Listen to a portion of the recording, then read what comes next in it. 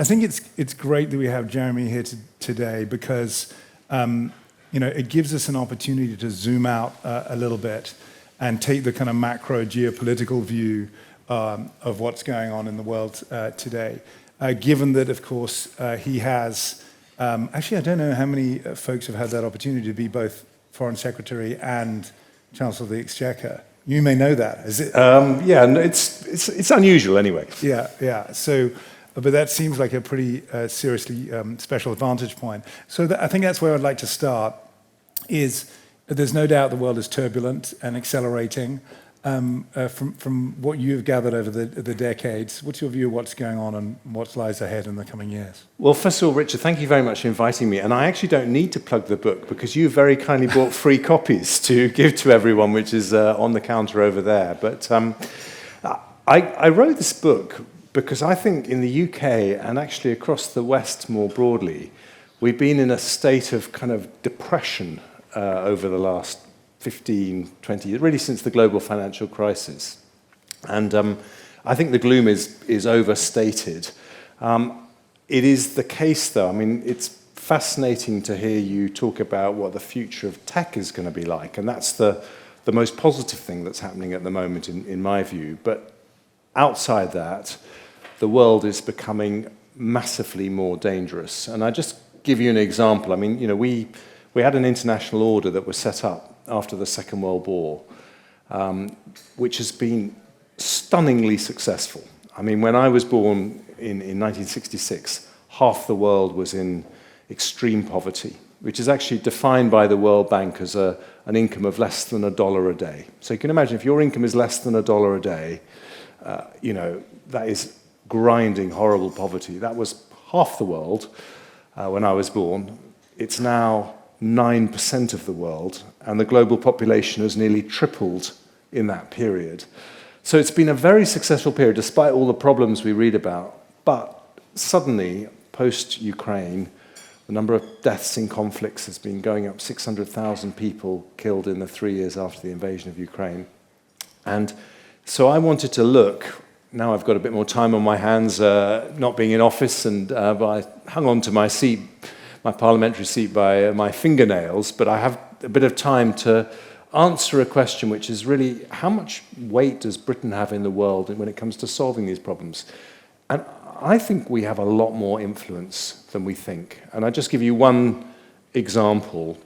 We are the 6th largest economy in the world, and the Centre for Economics and Business Research, which is a very respected London consultancy, says that in 15 years' time, in 2039, we will still be the 6th largest economy in the world. In fact, we'll have closed the gap with Japan and Germany and pulled a bit further ahead of France. And the reason, when you lift up the bonnet, is that we have this massive unsung success story, which is our tech industry. And I want that to thrive because, at the moment, we need countries that are going to stand up for democratic values, for open societies, for the kind of things that we all think are worth fighting for, and we need to get our mojo back. And I think tech is the thing that's going to help us do it. And so we were talking backstage a little bit about that danger factor that you mentioned, or the instability that's occurring currently around the world. I was listening to a podcast of 2 eminent economists, actually accidentally last night, one of them from the FT, sorry. And the topic was basically that Trump's approach to governance is not just taking us back 10 years or 50 years or even 100 years. It's really back to some kind of like Henry VIII style despotic behavior, truculent tantrums. What is you've met him. I believe you also met Putin. I haven't met Putin. Oh, no. Okay. I hope I never do. Probably good. And you met Trump and you've dealt with these people.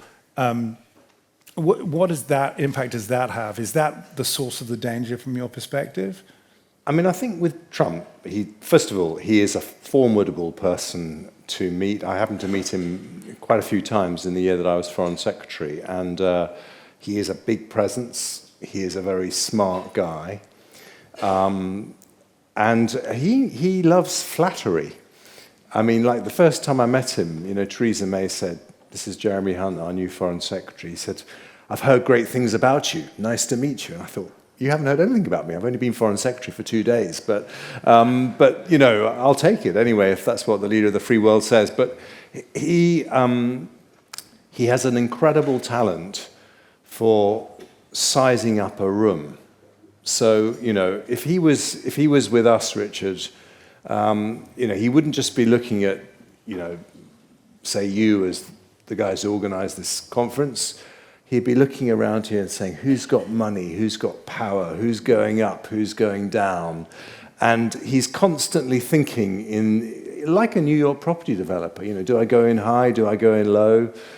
I think he was quite interested in me because he wasn't sure how long Theresa May was going to last. He thought, could this be the guy who's going to replace her? And so he was kind of sizing me up and being very nice to me. And, but the other thing that is very noticeable is that he decides things very quickly and he changes his mind and there is an unpredictability.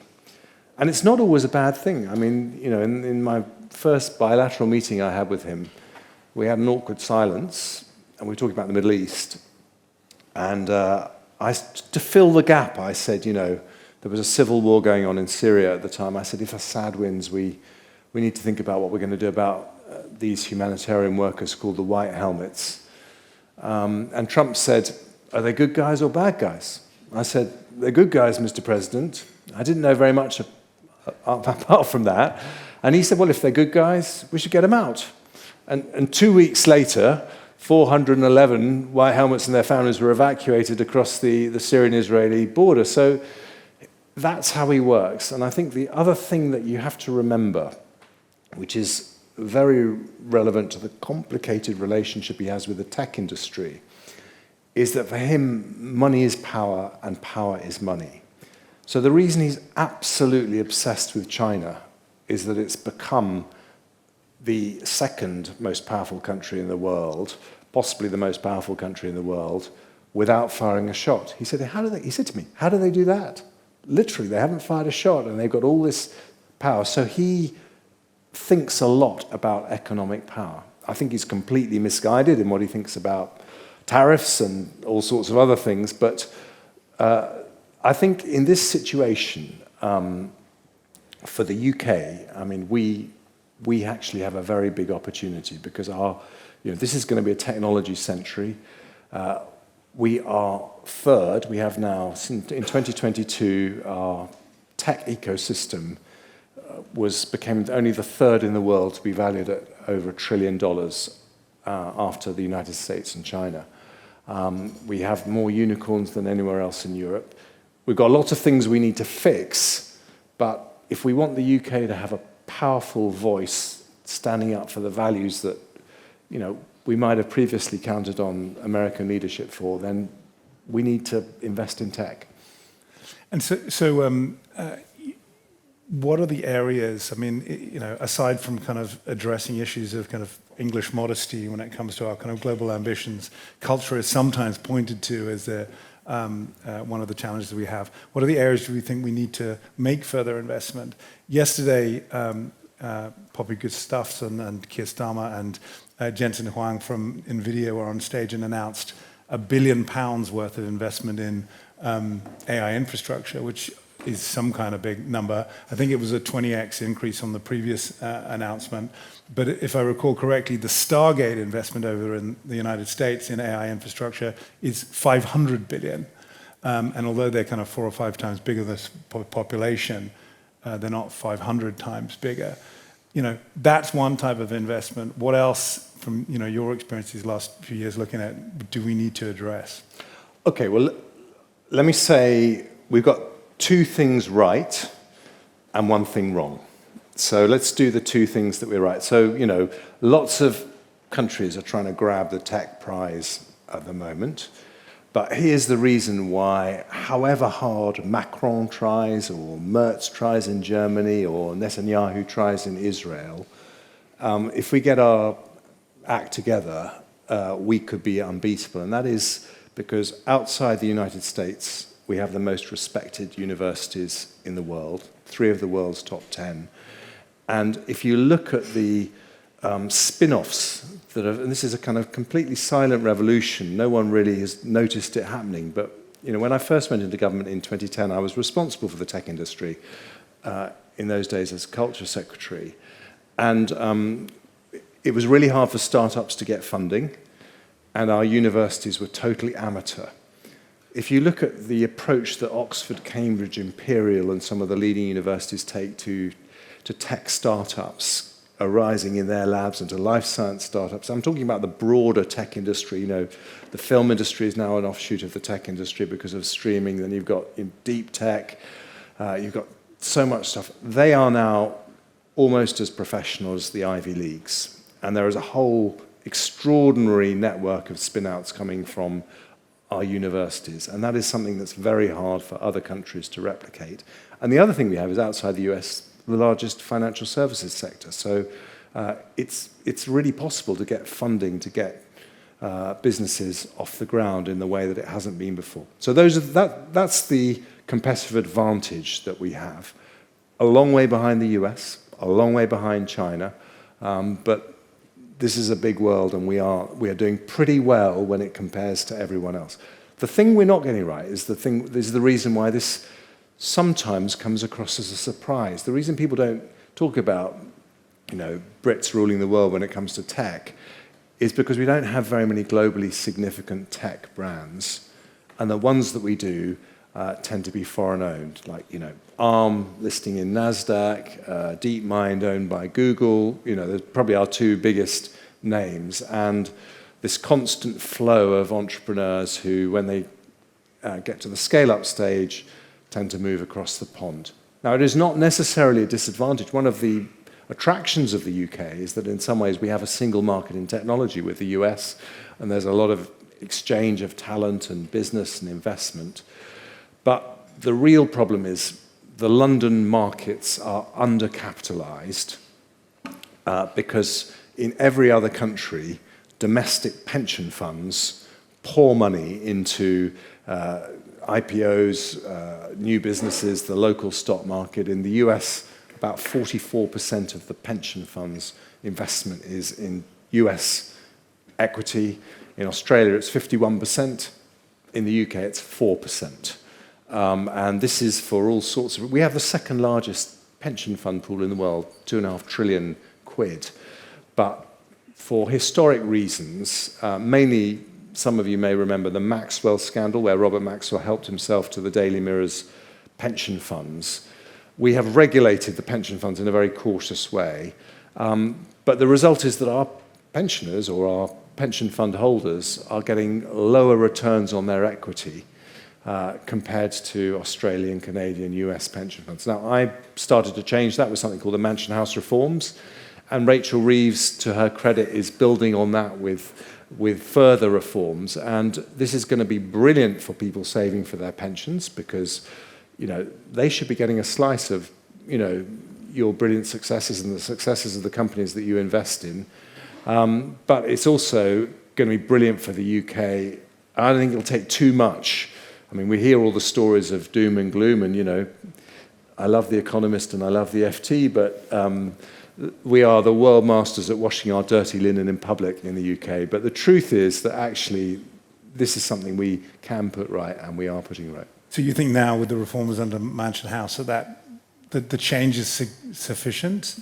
Yes, because, we've now got, when I was Chancellor, we had the Mansion House Compact where I think 90% of the pensions industry agreed that it would invest 5% in UK equity. Now they've gone up to 10% under something that was announced by Rachel Reeves.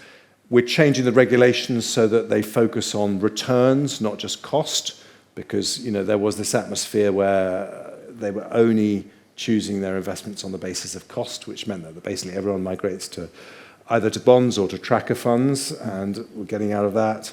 And actually, in fairness, the London stock market is being very innovative. They've completely changed their rules so that founders can control their companies in the same way they can in NASDAQ. So I mean, there's lots more to do, but I think we're going in the right direction. And with that shift to returns over cost, I believe there's even a mandate to get them to invest in venture funds, not just in kind of public equities, which is, from my perspective, clearly the private markets are where the biggest returns are. So this is a really big. I mean, let's be clear. We're not talking about people investing more than 3, 4, 5% of their overall portfolio in these much higher risk but higher return assets. The problem is we've got 28,000 DB pension funds. A lot of them are tiny, and they just don't have the expertise to invest in private markets, and that's why a big part of this is to get them to merge. That makes sense. As you comment in your book, you're far more likely to get backed by a Canadian pension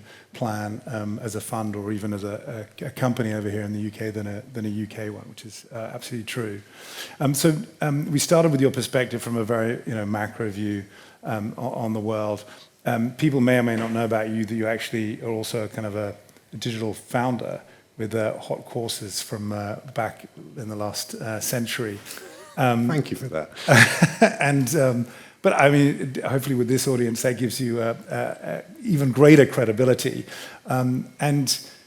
Maybe now as you're reflecting on all of those points together, global instability, the necessity for technology sovereignty in this area, the good things that are happening in the UK, how do we get that founder flywheel to really start moving finally in the UK so that your company, Hot Courses, my company, Orchestream and Tideway, would actually be listed locally, ultimately, and which isn't an endpoint, actually. Of course, it's just a milestone to building an even bigger, more successful company. Well, let me just give one story, and then one further reason why I think we should be a bit more optimistic about our prospects. I mean, I set up this. It was actually a publishing business in the 1990s. We did directories that would tell you if you wanted to learn French or coding or salsa dancing. We did these great big fat directories that were on sale in newsagents across London. And we did them in lots of different languages for international students coming to the UK. And as we were founded, we could, it was the days of not just Google, but Alta Vista and Yahoo and all these competing search engines. And we suddenly realized that this whole thing was going to go online. And then we had the first dot-com boom in around the year 2000, and I went to every venture capitalist in London that was offering to fund 5 million quid or less to try and persuade them to invest, and every single one turned me down. How many firms was that at the time? There was probably about 20, right. And and then we actually got some angel investors who invested the money we needed, and so we got the money eventually. So when I became Chancellor and I was in charge of the venture capital industry, I thought, revenge, I'm going to get you bastards. No, I didn't at all. I said, you're doing a fantastically important job, and please keep up the good work. But it can be very hard, and so I totally get that, and I think that has changed because of EIS and SCIS. I think there's much more money available. But I just want to say one thing that brings together the start of our conversation and the end of it. So there is something really big that is changing at the moment. When you look at what's happening across Europe, you look at the NATO summit in 2 weeks' time in Brussels, we in Europe are going to spend massively more on defence. It's already happening. We've committed to 2.5%. NATO wants us to spend 3.5% of GDP. And this is how the original Silicon Valley got off the ground. It was funding from NASA, from the Department of Defense. What Fred Terman did at Stanford University, incredibly enlightened. And the reason I say that is because this is why we've got a real opportunity in the UK, because we are leading the way when it comes to defence spending. But this is what we need to make sure that Rachel Reeves does. We need to make sure that extra funding for defence doesn't all go to the big three, which in this country are BAE, Rolls, and Babcock. excellent companies though they are, that money needs to be going to the university spin-outs, the equivalent of the startups in Stanford in the 1950s and the 1960s. Because if we do that, then actually what we will be funding is not just better defense for the country, but our own economic future. And that is the big, big opportunity that we really have. Hear, hear. I hope that happens. Funding for small tech as well as big tech, as distributed and decentralized as possible. It is like a well-recognized characteristic of Americans that they perhaps are better on the marketing and storytelling often. We see that even in the companies that we meet, encouraging kind of some of the founders from Europe to be a little bolder and brassier in their stories.